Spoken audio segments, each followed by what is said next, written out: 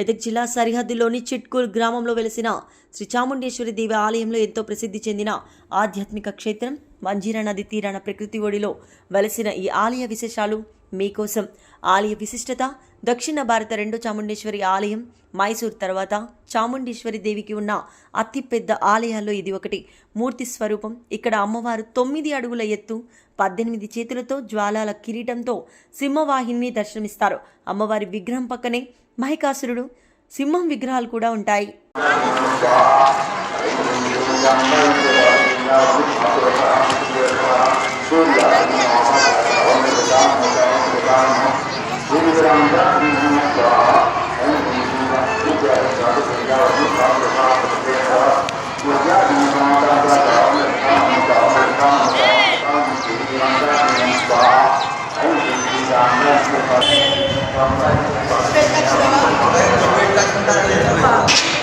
अरे नापी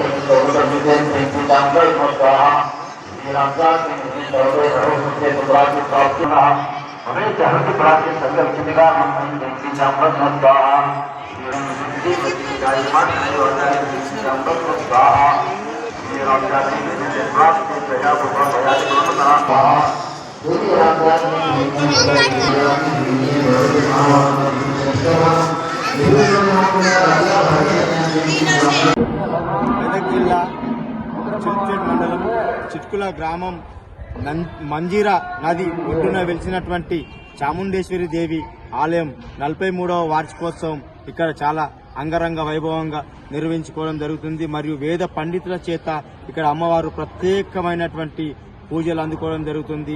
ప్రతి మాఘమాస రోజు ఇక్కడ 3 రోజులు జాతర కూడా కొనసాగడం జరుగుతున్నది.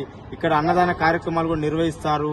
ఇక్కడికి వచ్చినటువంటి భక్తులు వాళ్ళకు మొక్కులు ఉన్నటువంటి మొక్కులను కూడా వాళ్ళు ప్రత్యేకంగా ముడుపులు కట్టుకొని మరియు మొక్కులను తీసుకోవడం జరుగుతుంటది. ఇక్కడ ప్రతి మాఘమాసం రోజు ఒక పుణ్య స్నానాలు ఆచరించి భక్తులు ఇక్కడికి పెద్ద ఎత్తున రావడం జరుగుతున్నది.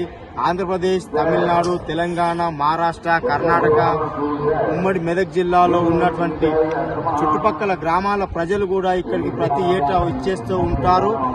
దక్షిణ భారతదేశంలోనే 2వ చాముండేశ్వరి దేవిగా ఇక్కడ మనకు చిట్కుల గ్రామ మంజీరా నది ఒడ్డున వెలిసినటువంటి అమ్మవారు ఇక్కడ భారతదేశంలోనే దక్షిణ భారతదేశంలోనే 2వ చాముండేశ్వరి దేవి అమ్మవారిగా మనకు అవతారం ఎత్తడం జరిగింది. 9 అడుగుల ఎత్తుల 18 చేతులతో అమ్మవారు చాలా అలంకరణతో ఉంటుంది. మరియు మొదటిది దక్షిణ భారతదేశంలో మొదటిది మైసూరులో ఉన్నది.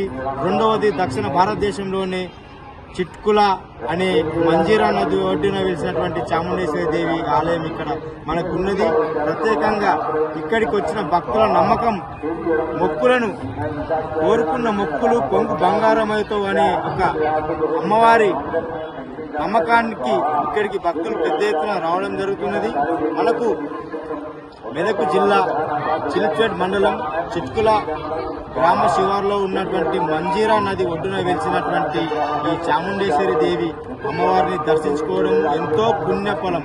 ఇక్కడికి వచ్చినటువంటి ప్రతి ఒక్కరూ వాళ్ళ మొక్కులు నెరవేరుతాయని చెప్పేసి మనతో పాటు ఉన్నారు, చెప్పడానికి కూడా మనతో పాటు సిద్ధంగా ఉన్నారు. మరి యువకులు కూడా మనతోటి అమ్మవారి గురించి మాట్లాడడానికి కూడా మనకు ఒక యువకులు ఇక్కడ ఉన్నారు. వాళ్ళని కూడా అడిగి తెలుసుకునే ప్రయత్నం చేద్దాం.